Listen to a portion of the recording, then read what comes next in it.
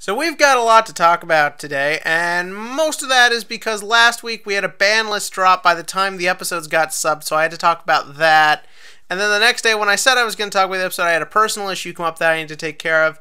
And then my week was just really crazy and hectic, and by the time I had a night off, I just decided to do my Gundam review, and I'd wait for the episode to get subtitled. But once again, the episode is almost a week late getting subbed. But we're not going to focus on that. We are going to get right into these three episodes, starting off with our brand spanking new opening.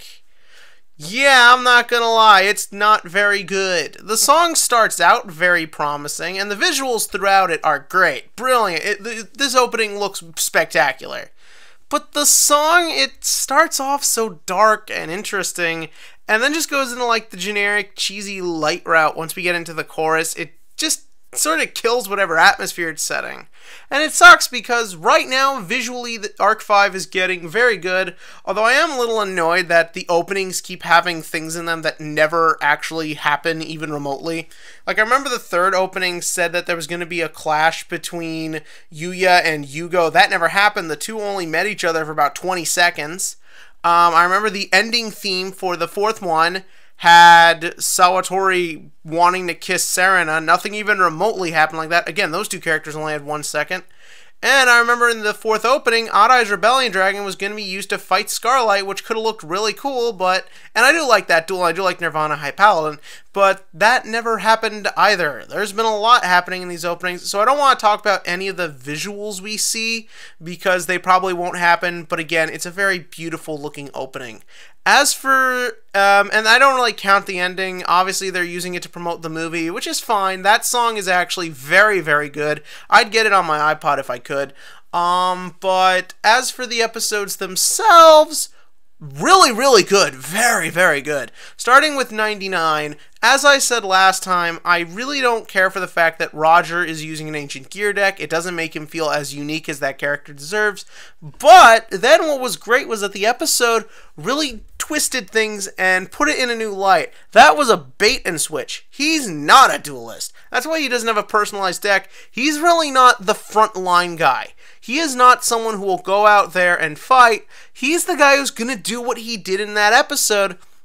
He's going to sit back and just sort of toy with everyone and just let that be how he gets what he wants done.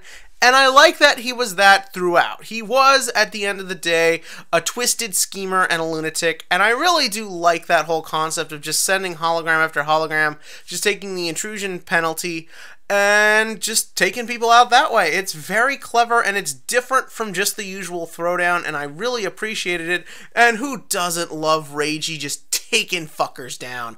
I loved the way he beat Roger. Again, yes, it's very situational, and you almost feel like maybe Reiji has a copy of the episode script, and that's how he knows what to do. But screw it, it's always fun to watch that character. He's just so engaging. As for the rest of the episode, yeah, really neat. We got through the duel pretty quickly, so we had a lot of time, and we got to see Yuya and Yuzu finally reunite in a very touching way. Call me a sucker, but I really liked that scene where they're holding each other, and it was so kind of funny to think back on it, because they're almost setting it up for them to kiss, but you know they won't, because it's Yu-Gi-Oh! And God knows anyone shows any damn emotion in this. But it's a real nice little scene, which kind of makes me hate Roger more when he disturbs it by just going full-on psycho, being like, I'm just going to kill you all. Like, I'll destroy you all. I like that he takes the tower away. I like that he doesn't entirely know how the device works, sort of reinforcing that we can't control nature element. Again, the whole a random rock falls and he just gets thrown into a thing being his final scene, at least for a while, I think is a little on the cheesy side. I'm like, come on, you could have planned that a bit better. You're Roger, for Christ's sake. But it's cool. And then the way him and Yuzu get separated, I really hope Yuzu doesn't end up a damsel in distress again. I don't think she will. I think that she's in the fusion dimension. Maybe she'll run into Roger again, but I think through her, as normal, we're going to get what's actually going on here. Maybe she'll encounter the other Yuzus. Maybe she'll encounter the professor, but I don't think it's going to be she's just out for several episodes or anything like that. I think they're setting up what is going to be the ultimate revelation of everything through her, as it's kind of been per Arc-V pattern. And then we get something kind of interesting. We don't get the whole Lancers going to the Xyz dimension, we just get 4. It's just Yuya, Gogenzaka, Satori, and Shun. And on the one hand, that's kind of interesting. And on the other hand, it also means, why do we have so many characters? I seriously hope Jack and Crow stay in this and get to go on to the final fight. But I really dig the Xyz dimension in this. We've only got snippets of it, but getting a full-on look of Heartland being so devoid of color and dark and gray and dirty in a show that's usually very bright and very colorful, I really love it. The thing is that if you're like me and you watched Zale, and if you're also like me and you love Zale, I think it's the best of the Yu-Gi-Ohs, seeing Heartland in this is kind of sad because it was such a vibrant, colorful city, and to just see it this bad and this damaged, even if they never showed us a scene of the Xyz dimension being attacked, you still feel all the emotion and all the weight. And by showing all the landmarks, showing all the unique things about it and how it does look different than the normal city we were just in, kind of gives it its own culture. To someone who didn't watch Zale or wasn't into Yu-Gi-Oh at the time, you do get more of a sense of what must this city have been like. It's got its own culture and its own character to it, and done in a very subtle way of just the visual style. This is a war-torn city, and I get all of that even if I had no clue what was going on in this plot. And I also liked the people we saw of it, the Xyz Dimension citizens. Some of the character designs of who will be main characters in this arc, I'm not too crazy about. I like these sort of refugee-like looking people. The mom, the kids, they're not just... Yu-Gi-Oh! Has a tendency of just making everyone look perfect all the time. No, they look dirty, they look starving, they look miserable. Again, it just puts you into the scene and you instantly relate to them, and I just loved that.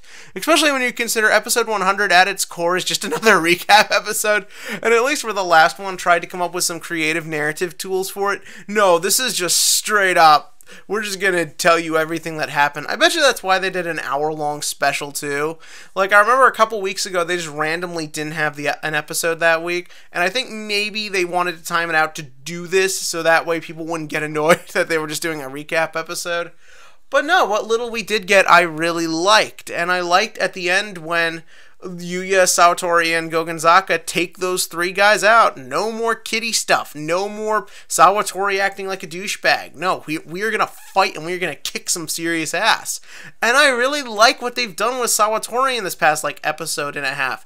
I really love the idea that he was considering turning the guys into cards. Like, just get rid of them. They're our enemy. And I like seeing him and Yuya clash about that. I like that it's just an ideological thing for a few seconds. Again, I hope that gets explored on more. Maybe it won't, but it's a nice little thing and I appreciated it.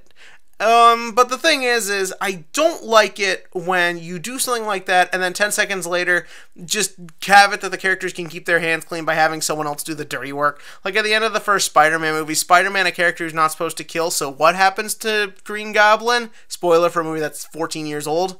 He kills himself with his own glider, and that is basically the pattern in the other 2 Sam Raimi Spider-Man movies, and I can't stand it. And I don't like it here. That being said, oh my god, Kaito is great. Yu-Gi-Oh! Essentially, over the course of this week's episode, did what Batman v Superman couldn't figure out how to do in 2 hours, and that is reintroduce a character, make him a darker version, but have you understand why he's a darker version, even if you've never seen that character before. You see, when it comes to Batman killing in Batman v Superman, I'm hearing a lot of people justify it for no good reason. But the thing is that their justification doesn't work. They're saying well, they've done graphic novels where Batman has killed. Yes, but the thing is that you need to present it in the context of the movie that the average person can understand. Batman killing in Batman v Superman doesn't work because it doesn't actually help the narrative. If anything, it hurts it and just makes Batman seem like a psycho who's just bullying Superman. In Yu-Gi-Oh! Arc-v, I understand why Kaito's killing people. He is a much darker version of the character than we saw in Zale, but we totally understand why. If you're familiar with the character from the previous series, you're totally gonna understand what's turned him into this. And if you've never seen the character before, just showing him so dark and violent, but in this very dark and violent society also puts you into the character. It's beautifully handled and perfectly executed. And then the duel is also really good. Like I said, I love Satori taking charge, and I love him doing it in a way that's intelligent. His plays in this duel were great, made perfect sense, fit into the theme and narrative of the episode amazingly. For a character who's done next to nothing for most of the show, to be able to do it that well is almost unheard of. But he did it great, and it was amazing to watch. Gogonzaka was also very good as being sort of like the superego in all this. Like, if you follow the Freudian thing, Kaito is the id, Sawatori is the ego, superego, all that stuff. But that was really great to watch, and I loved it.